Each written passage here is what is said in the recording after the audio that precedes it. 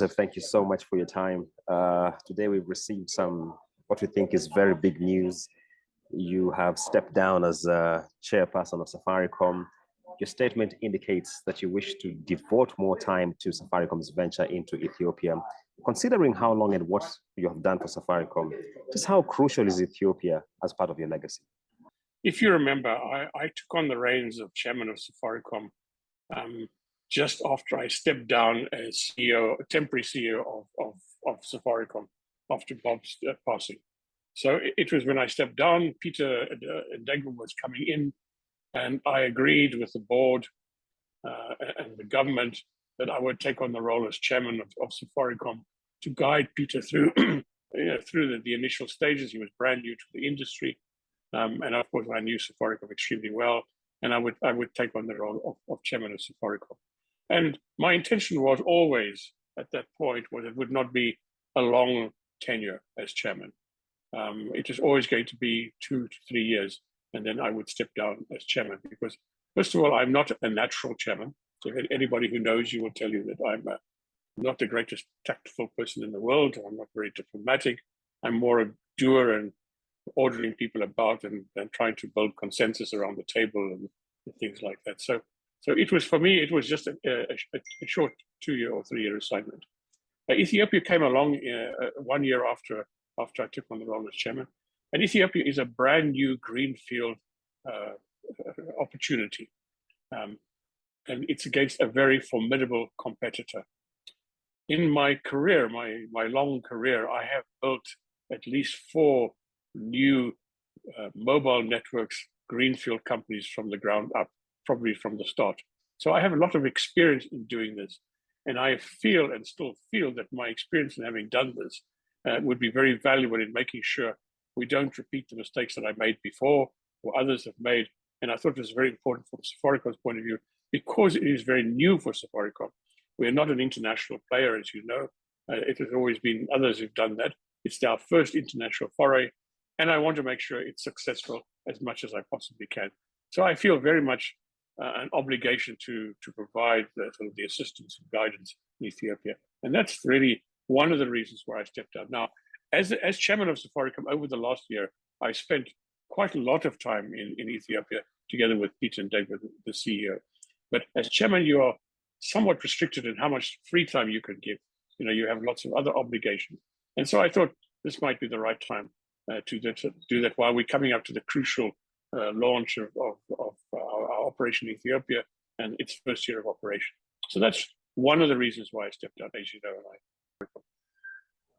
Michael, you have had the unusual occurrence of being the chairman of the most profitable entity and the chairman of the largest loss-making entity. How has that twin occurrence been for you? Look, of course, it's very challenging. If you ask any sane person, sane, I emphasize the word sane, what job would you really like to keep? Obviously, you would say it's Safaricom. It's a profitable company. It's a good company. It's strong.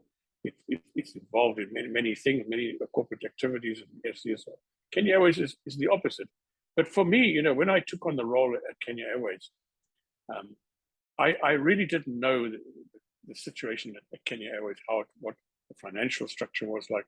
Really, I did not know the real true position. But once I took on the role and I was asked to take on the role, I feel it's my responsibility and my obligation to see it through. I just can't step back and say, look, it's too difficult. Let me go back and do chairman at a very nice, rich company.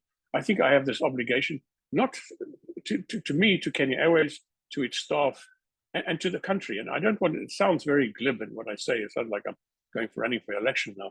But it's really what I really mean is I think it's something that I do not want to step back from. I've just been appointed for a 3rd term. It would have been very easy 1 month ago to say, no, I don't want to carry on. But I think I have this obligation to do it. And of course, I run the risk of my legacy being remembered not as the person who built Safaricom to be the most successful company in East Africa, to be the legacy of not being able to save Kenya Airways. And that's a risk I'm prepared to run. The other thing I want to mention is that intellectually, it's a big challenge. I've been in telecoms all my working life since I was 16 years old. I've been in telecoms. Airline is a fascinating operation. and intellectually is quite challenging. And for me, at where I am in my stage in my life, it's important for me. We shall have John Gumi as chairman of Safaricom, and MJ is a board member there. If you come to KQ, MJ is chairman, John Gumi is a board member there. Is talent really that concentrated? Well, that's a good question, actually. That's a very good question. Obviously, you know, John Gumi joined the board of KQ 3-4 years ago, I think. And once again, it was his expertise and experience that I sought at the time to bring John Gumi onto the board. And he's been a very effective board member. But you raise a very important question in the Kenyan context of experienced, knowledgeable, business people who will understand the role of a company director. And it's a very good point that you raise. And I think, and I will be very careful with my words if I can, is many people who join boards of directors, join boards as directors, do not quite understand what their true role is as a director. Many directors think they're joining a board to help in the operations of the company, to give their, you should do more with this product, you should do more with that product. But the real role of a company director is to ensure proper governance of the company, that there are proper governance procedures and processes in place, and you are looking after, and your primary objective is to ensure that the company whose board you're on is successful and well run. And your secondary objective is to look after the interests of the shareholder who appointed you. And I think not many board members that I've interviewed over the 20 years that I've been around and recruiting board members understand that clearly. So I think there's lots of other people out there, of course. John Gumi, of course, is well known to Safaricom, well known to me. And quite frankly, I wanted to make sure that the next chairman of Safaricom was in a safe pair of hands. Your successor as chairman of Safaricom has a heavy investment banking background. 2 months ago, we saw Safaricom tapping into an investment banker to lead the mergers and acquisitions. Is Safaricom strategically heading into the financial advisory services, or how do you see this evolution? No. It's purely coincidental. That's a pure coincidence. First of all, we hired Michael Mutinga, who started his recruitment some months ago, probably much long before I made this decision.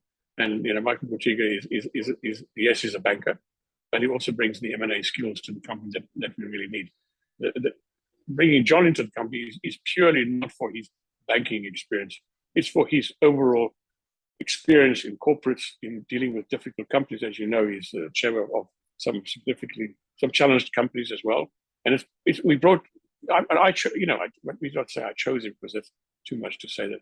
But I think it's purely coincidental.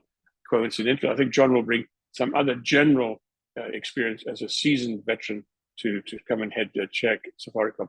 And it should not be lost in the fact that John is well regarded both in the corporate world, the banking world, and also in the public world. And I think that's important for Safaricom. Michael, in your statement, you did indicate that you consulted all stakeholders, including the government of Kenya and Peter Ndegwa himself. How tough a decision was this for them to accept? I think for Peter and the management team, and for everybody I spoke to, were quite surprised that I requested that I step down. I think people didn't think that, they were quite surprised at that request. Why would you do such a thing? I think Peter in particular would have liked me to stay on for another year. But just remember that I'm not stepping down from the board. I'm just stepping down as chairman. So I'm not moving. If I had said I want to move out of Safaricom completely, I think people would have been quite shocked and surprised. But the fact is I'm staying on as a director for, the next few years. And I find that I'm much more effective as a director than I am as a chairman. You have been founding CEO. You have come back as CEO when we lost the great Bob Collymore. You have been board chair. When you look back, how do you think you'll be remembered in the Safaricom legacy? I think what I'm remembered for is trying to make sure that Safaricom's DNA, its very special DNA, was not diminished or reduced in any way. I think Safaricom is not just an ordinary company. I think of Safaricom as a very special company because not just because we are a telecoms company or a mobile telecoms company, everybody can be that. But it's what is our special role in the Kenyan society, what we've done in the Kenyan society, both as a corporate company, for profit company, and also our CSR activities, which, as you know, are very close to my heart. And I think Safaricom has, I hope, has put itself in the Kenyan society as a very special company. And I think that's the legacy that I think I leave behind. Michael, I know we've touched on Ethiopia before, but let me ask this. What do you see as the next frontier for Safaricom? Yeah, look, there are many frontiers, but I think, Ethiopia is one. So we're expanding as a mobile operator into another country. And I think that's those opportunities don't come around very often. Ethiopia, as you know, is the only country, one of the very few countries remaining in the world that has only one mobile operator. So I don't think there's many other opportunities as a mobile operator for Safaricom going forward. But I think there are other opportunities that we have said we want to explore. And I think it's been said by the board that we don't want to be known as just a telecoms company, but as a technology company. So I believe financial services, I think we can build more on financial services. We can build more on agriculture, on agri-tech, and on health. And I think those areas, I think we will go into over the next few years. And I think that's really important and something that I'm very passionate about as well. So I will still be there sort of pushing my point of view with those, particularly in agri-tech and financial services. You have indicated in your statement that at where you are right now, ideally people would be getting off business, relaxing more with family. You don't seem to be getting that. Does that bother you? Yes, sometimes. Yes, definitely sometimes. When you look at where I am in my life, is it time to step back and smell the roses, as they say, and spend more time doing something else? And the question is, what is that something else? I'm still very active. I'm still very energetic. I just can't see myself sitting at home looking after the garden or the shamba or whatever it may be. I just can't see myself doing that. Yes, maybe for a day or two, but then for sure I'm going to get bored. So I think I'm trying very hard to step back from day-to-day responsibilities. But I know me. I'm curious. I want to do things. I'm very keen on environment conservation, agri-tech, as I say. So I think maybe ask me the same question in 3 years' time. Maybe I'll have a different answer. But right now, I think I'll try as much as I can to spend less time or more time at home. But let's see. Maybe my final question, Joseph, now. Your statement to shareholders in view of this transition of Safaricom, what can you tell them? Look, I think, first of all, I think we have a very strong board. We've had some movements on the board, but I think it's still a very, very strong board. I think the company is in very strong, capable hands.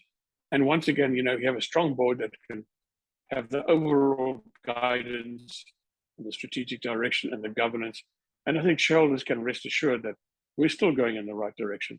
And I will still be there. I still think, as I said in my remarks this morning, I think to just off the cuff, though, although this company is owned by the government of Kenya, 35%, Vodafone, 40%, and then our shareholders, I still think that this is my company. And I still will, try to do my best to make sure this company grows stronger and goes in the right direction. And maybe the question you didn't ask me is why did I put out this statement like I did? Because it's not quite normal to do such a thing. I just want to make sure everybody understood that this is what I wanted to do, and I want to do it for some very clear reasons. It's not a question of saying, "Oh, I want to step down for some other reason." This is what I really want to do, and no one is pushing me to do it. It's just me that's doing it. It's my decision entirely. Michael Joseph, thank you so much. I really appreciate your time and the insight. Okay, and thank you for the interview at such short notice. Thank you.